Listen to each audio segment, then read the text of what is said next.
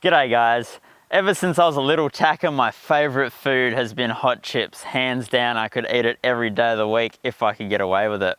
And about 2 years ago, I was like, man, I really want to try making chips out camping. And I did it, and ever since then, every now and then when I'm out camping, I make them because it's just so cool, especially when you couple it with a nice hamburger or a steak or something like that. What do you actually need to make chips when you're out camping?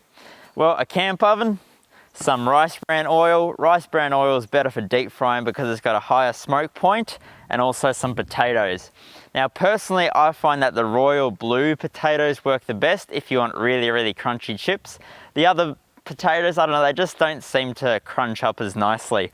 And when you're choosing the potatoes, you want to go for the ones that look fresh. If they're really dark, they usually don't tend to crunch up as nice either. So look out for that when you're at the store buying them. So first things first, let's get some oil in there and get it heated up, because usually that does take a little while. So I find usually about 3 litres is plenty, but you can try and put less if you're trying to save oil. And then what I do after is I actually just leave the camp oven to cool down, and then I virtually recycle the oil and use it next time I'm out camping cooking chips. So let's chuck this in there and get it on the fire. I reckon that'll be stacks. Now personally, I don't really like cooking on the open flame because I feel like there's a really high chance that the oil is going to catch fire. And that being said, it's always really good to make sure that you got your camp oven lid handy. If it does flare up, you can just chuck the lid on top of it, the oxygen will burn out and you'll stop the fire. Got plenty of nice red hot coals, which is handy. Alright, so I'm just going to pull all of the red hot coals out of the fire, and we'll just chuck the camp oven there just to let it start warming up.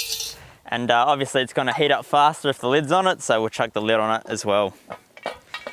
Okay, let's cut up the potatoes. Might just put my fire back together.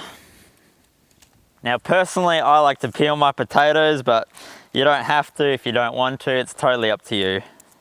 It's always got to rain when you're trying to do a cooking segment, doesn't it? So I've peeled all of my potatoes. Now I'm just going to cut them up into chips. Now you want to try and cut them up so they're roughly the same size, but at the same time, if you don't, it just means you're going to get some extra crunchy ones, which isn't really a bad thing, you know. So I'm kind of going for somewhere in between chips and French fries, really. Okay, awesome. We've got our chips all cut. Now let's check if the oil's ready. Okay, so how do you test the oil? Well, grab one of your chips, and if you chuck it in there and it starts bubbling instantly, you know the oil's ready. Yeah, that's ready, all right. Let's chuck it all in there.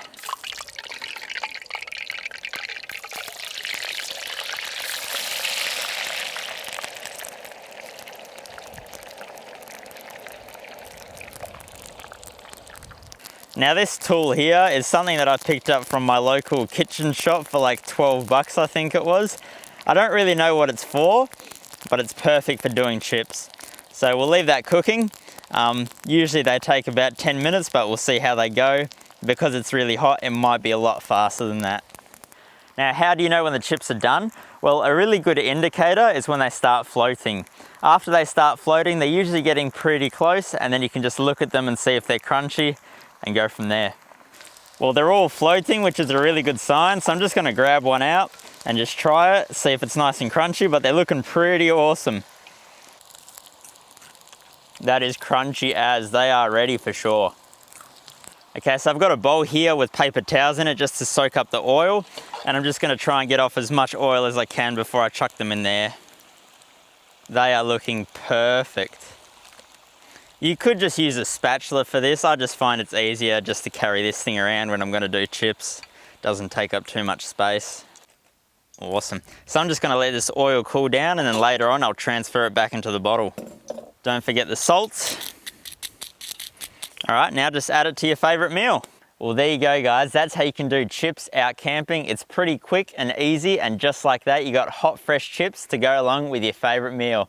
Thanks for watching. I hope you guys learned something, and we'll catch you guys in a different video. I'm gonna tuck in.